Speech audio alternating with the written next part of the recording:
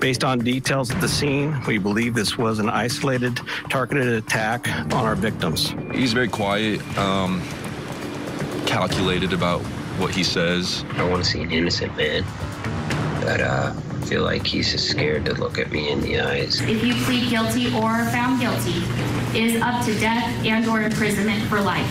Do you understand? Yes.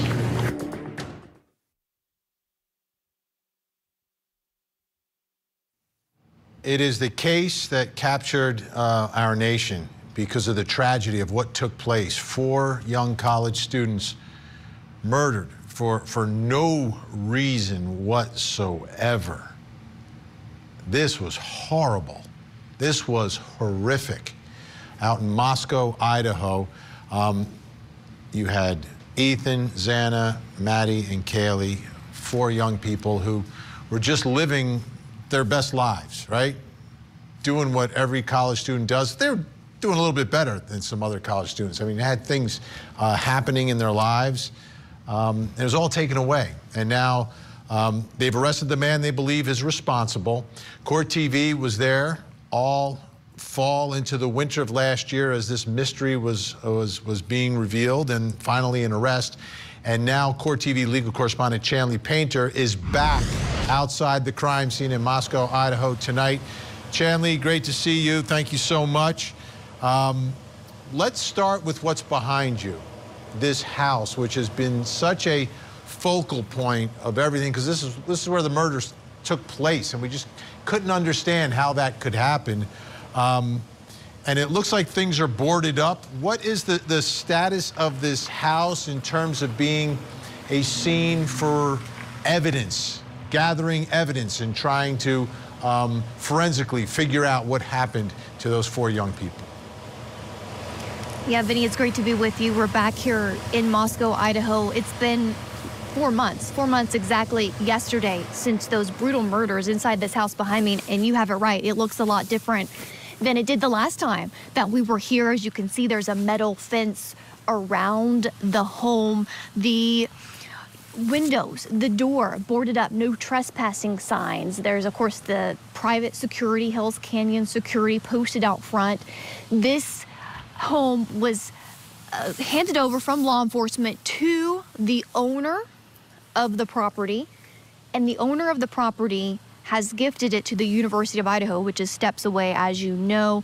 The private security here to make sure no one crosses any of the crime scene tape or has access to the home is provided by the University of Idaho. That's who they're contracted with, Vinny. As far as we know, the house has not been cleaned on the inside as of now, but looks very different and a very different feel here in the neighborhood, Keene Road, where we are. I can see the university. It is spring break week this week, but still very busy on this street. And you can have a sense of relief a little bit now that there's been an arrest, and this community does seem to be slowly moving on. We remember how on edge everyone was because no one knew, like, who did this? Why would they do that? Are they still out there? Are they going to strike again? All of those thoughts. So is the evidence gathering portion of the investigation in the house behind you, is that over now?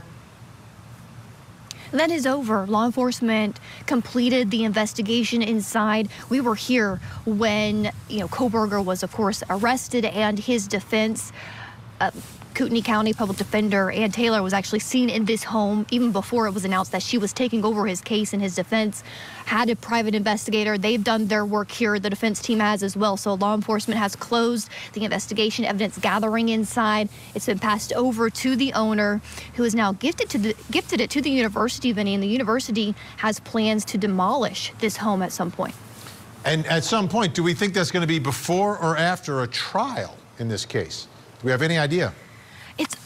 It's unclear. So Court TV has reached out to the property management company who's still helping the university with this property. Here's what they told Court TV. They said that, of course, no entry is allowed into this building.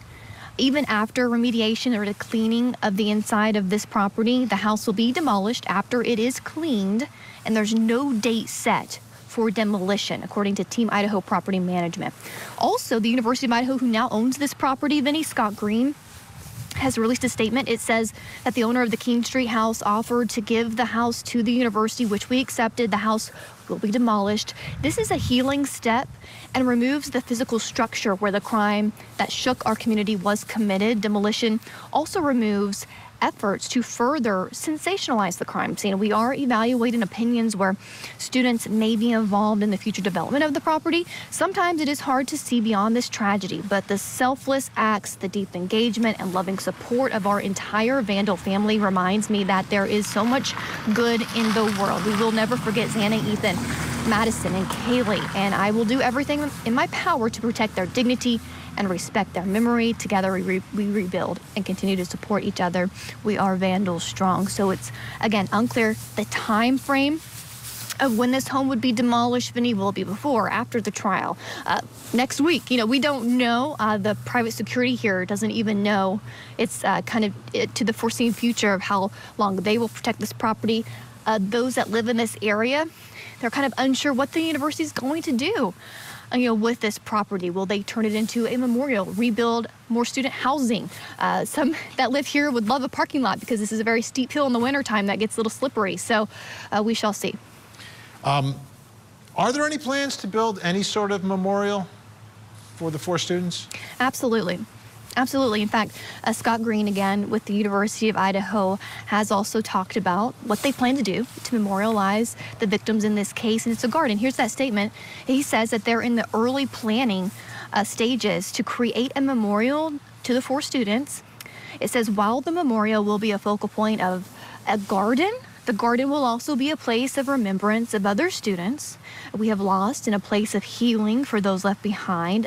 So a university committee with student representation is developing a plan. The garden design will incorporate class and individual student participation, and it will be located on the Moscow campus, but the exact location is yet to be identified. Maybe that's going to be here at the home, Vinny. Maybe that's where this garden will be, or maybe it will be some other place on a very beautiful campus already. Yeah, I hope they do it sooner rather than later, because the students are still on campus that need the healing the most.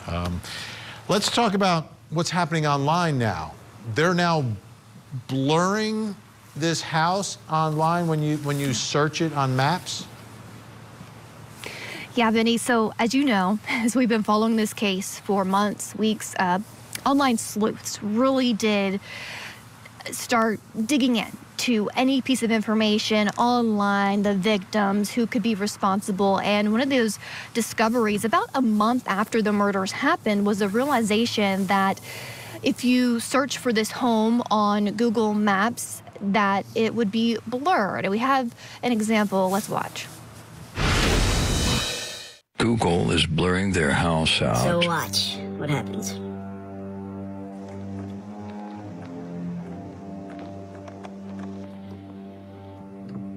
That's the house.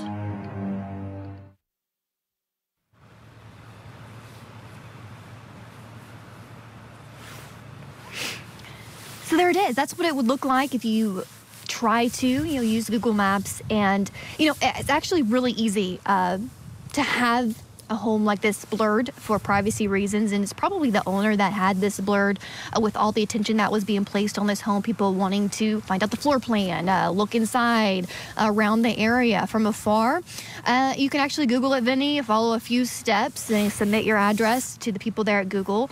For privacy concerns, possibly safety reasons why people would want to do this, and so that was another part of this that stood out to those online sleuths. And now, this is going to be a home no more. It's going to be at some point demolished and turned into something else. Yeah, but it almost seems like they're trying to erase it, and you don't want to necessarily erase it. It's it happened. The trial hasn't occurred yet, and we've got to figure out everything here. This is an interesting way it's being dealt with. Let me bring in the rest of our guests joining us tonight.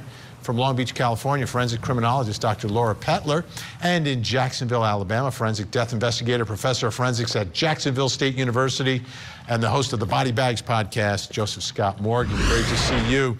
What are your thoughts first? Laura, I'll go first.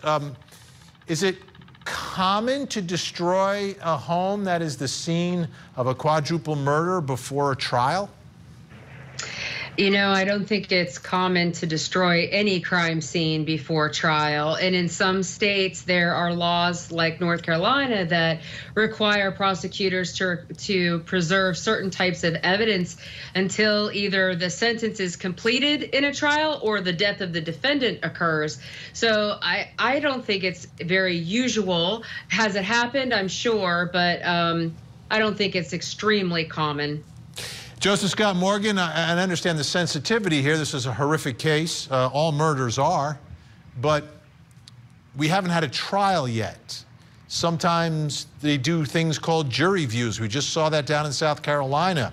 Are you surprised that there's talk of destroying the scene of this crime before even the preliminary hearing? I'm not surprised, given what they had done that I completely disagree with early on in this investigation, when they allowed individuals to go in and collect personal items for sentimentality, which I thought was absolutely absurd at that time, particularly given the fact that you had upcoming charges relative to the defense. I don't know if that was on their radar yet, but, you know, when the defense's representatives went out there, they didn't see the scene in the pristine condition. So now you're going to take it to another step and eradicate the structure. I don't see the value in doing this. As a matter of fact, there is potentially a real downside relative to this if this thing comes up on appeal or if there's any problems whatsoever trying to capture the flavor of this scene for the jury to comprehend it, to understand it. There's a lot of value in taking people out to locales. We did see it in Murdaugh. Hey, we saw it with the Parkland shooting, didn't we? Absolutely. I'm very baffled by these developments, and I think there's a disconnect between the obviously sensitivity and the tragedy on a college campus, but we still have to attempt to prosecute the person that is believed to be responsible, and we know how tenuous. You can think at home, oh, it's obvious. Nothing is automatic. No. Nothing is easy. There's a huge burden of proof, and it will be a battle.